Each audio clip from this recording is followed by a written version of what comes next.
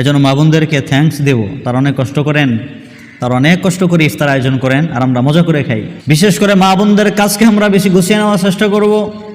বাংলাদেশে মা বোনরা ইফতারের আইটেম তৈরি করতে করতে হাঁপিয়ে যায়, ক্লান্ত হয়ে যায়, যাতে করে রমাদানে তারাবির মধ্যেও তারা ঠিকমতো আদায় করতে পারে না। মা বোনদের বড় কষ্ট হয়ে যায়। ওনারা রাতের বেলা সেহরির ইন্তজাম এগুলো করার পরেই দুপুরের পর থেকে ইফতারের নানান আইটেমগুলো করতে করতে ক্লান্ত হয়ে যায়, যাতে করে ইবাদতে করার তেমন কোনো এক্সপিরিয়েন্স থাকে না। সো আমরা যারা পুরুষ রয়েছি মা বোনদেরকে আমরা হেল্প করব, কাজগুলো গুছিয়ে নেব যাতে কাজ কম থাকে।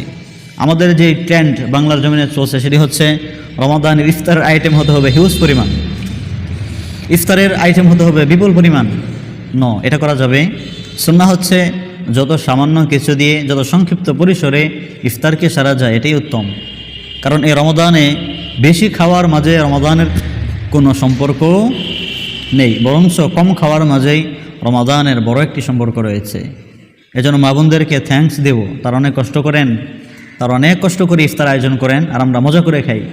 সো তাদের কাজে হেল্প করব আর যত সম্ভব কাজ কমিয়ে দেব, যত সেফলি, যত অল্প পরিসর ইফতারকে সারা যায় এটার আমরা ট্রাই করব, পারা যাবে।